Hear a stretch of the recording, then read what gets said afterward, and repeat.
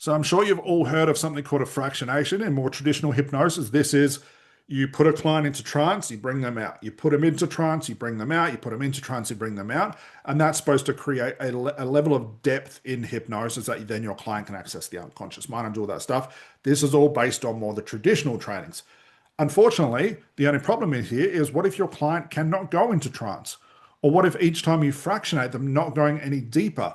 Or the opposite happens, which I've seen many times. You fractionate them too much and you deepen them too much where they fall asleep. What do? Well, there's a way you can actually fractionate your clients therapeutically, not hypnotically. Hypnotically too much, they'll go to sleep. Therapeutic too much, and they'll have bigger breakthroughs. So one awesome way to do a therapeutic fractionation, which all you should be focusing on anyway, depth in hypnosis is irrelevant. Putting a client into hypnosis is irrelevant. You do this through what is called the hypnotic interview if you're following ACH. Fractionating them is a great thing with ACH because the deeper, quote unquote, that I get them, the further in the search they go, the better the aha moments, the quicker the transformation is going to be, if you want to use that metaphor of depth. To fractionate them, I simply ask questions.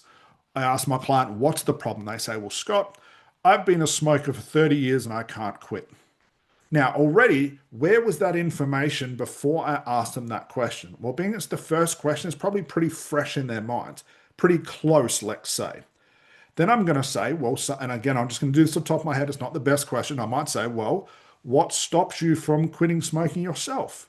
A little bit of a bizarre question. It's not a why question, a bit of a bizarre question. And my client does this. What are they doing right now? This is the part where you don't want to interrupt your client. Your client is on what is called an unconscious search. They're looking for the answer to my question. They're going backwards as a metaphor. And back here is the unconscious mind. And as all professional therapists, what do we know? The unconscious mind and trance are the same thing. Those two things exist harmoniously. So by the idea of having my client go for a search to find information they didn't have before, I am inadvertently saying they are going into trance. My client thinks for 10 seconds, which is quite a long time. You're going to see them look up and search around. They come out with the information. And I go, great. Well, X, Y, and Z, X, Y, and Z. I ask another question based on their answer, put a bit of a creative spin on it, ask more of an unconscious-based question, not a conscious question, and they go looking for another search. And this time, because of the question I've asked based on their response, the response they gave me probably has a bit of unconsciousness to it, has some unconscious moments attached to it. And because I've asked a question, hopefully stay with me here, I've asked a question on the unconscious moment part of their answer. I'm basically saying, explain the trance element of it for me. They go on an even deeper search and they come back out. Ask another question deeper, they come back out. I am fractionating my client and doing finding the payoff, finding the unconscious moments, creating the trance, triggering the trance, triggering the depth. I'm triggering the aha moments room, if you want to, and setting that up that they can use later when they find their aha moments. I'm doing all of those things with one simple maneuver. What will happen over time is my client goes in and out so much, and they have no idea what I'm doing. It's not remotely hypnotic. I'm not triggering psychotic insight. I'm not triggering their resistance. Triggering resistance is close your eyes and go in a trance. It's very direct. What if your client's not ready? What if your client doesn't want to? What if your client can't? You're already in a bad place. So by doing this, they just think, well, Scott's asking me a question about my problem.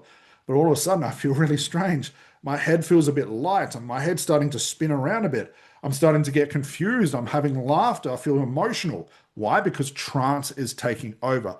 I'm fractionating them out of this trance area and bringing them out, putting them back in. I'm having them go for these deep, long searches that they've never been on before to reveal information that tells me as the therapist what the payoff is, what the real problem is, and what I need to fix. That's how we fractionate. That's why you should be fractionating and how you should be doing it to get the therapy done at the same time. So forget about fractionating hypnosis. Too deep, they'll go to sleep. Not deep enough, they'll just have access to more consciousness. To save on time, guys, again, if you don't want to let go of the hypnosis yet, you're not quite at that stage, don't worry about fractionation. Fractionation should be done as a therapeutic tool, not a hypnotic tool. Client depth is irrelevant. Whether your client goes deep or light, they're going to have access pretty much to the same information because it's not therapeutically bound. It doesn't have a therapeutic context. All you're saying to a client is relax. I mean, I could lay on the couch, relax, and watch a movie. I'm not going to have a breakthrough. But if I have therapy, I'm going to have a breakthrough. So think about that. All right, guys. Hopefully that was helpful. See you in the next video.